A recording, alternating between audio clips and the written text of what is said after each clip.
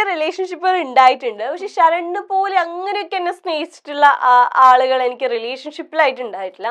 പക്ഷെ എനിക്ക് തോന്നുന്നു ശരൺ എല്ലാ പെൺകുട്ടികളും ആഗ്രഹിക്കുന്ന ഒരു ബോയ് ഫ്രണ്ട് ആണ്. എല്ലാ പെൺകുട്ടികൾക്കും നമ്മൾ അധികം സംസാരിക്കാതെ നമ്മളെ അണ്ടർസ്റ്റാൻഡ് ചെയ്യുന്ന, അല്ലെങ്കിൽ നമ്മളെ കാണുമ്പോഴൊക്കെ പൂക്കൾ കൊണ്ടുവരുന്ന ആ ലവ് ലാംഗ്വേജ് എക്സ്പ്രസ് ചെയ്യാന്ന് പറയുന്നത് വളരെ ഇമ്പോർട്ടൻ്റ് ആണ്. സ്നേഹം ഉണ്ടെങ്കിൽ അത് പ്രകടമായി തന്നെ കാണിക്കണം എന്നുള്ളത് ഇമ്പോർട്ടൻ്റ്. സ്നേഹമുണ്ട് പക്ഷെ കാണുന്നില്ലല്ലോ എന്ന് പറഞ്ഞാൽ അത് എങ്ങനെ കാണിക്കാന്ന് ചോദിച്ചാൽ ലവ് ലാംഗ്വേജ്. അപ്പൊ ലവ് ലാംഗ്വേജ് എക്സ്പ്രസ് ചെയ്യണം, ഈ ബുക്കിലൂടെ അത് എക്സ്പ്രസ് ചെയ്യണം എന്ന് എനിക്ക് ഭയങ്കര ആഗ്രഹമായിരുന്നു. അപ്പൊ ശരൺ ഇങ്ങനെ അതിഥിക്ക് ഓർക്കിഡ് കൊണ്ടു കൊടുക്കുന്ന സമയത്ത് ഇത്രയ്ക്കൊക്കെ ആ ഓർക്കിഡ് ചർച്ച ചെയ്യപ്പെടുന്നുള്ളത് ഞാൻ വിചാരിച്ചിട്ടുണ്ടായില്ല. അപ്പോൾ പക്ഷെ എനിക്ക് ആഗ്രഹം ഉണ്ടായിരുന്നു ഈ ബുക്ക് വാങ്ങി ആരെങ്കിലും ഒക്കെ ഒരു ഓർക്കിഡിനെ കുറിച്ച് എന്നോട് സംസാരിക്കണം എന്നുള്ള ഒരു ആഗ്രഹം എനിക്കുണ്ടായിരുന്നു. അപ്പൊ ഈ ബുക്ക് റിലീസായിട്ട് ഇപ്പൊ ഞാൻ ഏത് ഫംഗ്ഷന് പോവാണെങ്കിൽ എനിക്ക് വെൽക്കം ആയിട്ട് കിട്ടുന്നത് ഓർക്കിഡ് ഫ്ലവേഴ്സ് ആണ്. അപ്പൊ അത് കിട്ടുന്ന ഒരു ഹാപ്പിനെസ് ഉണ്ട്.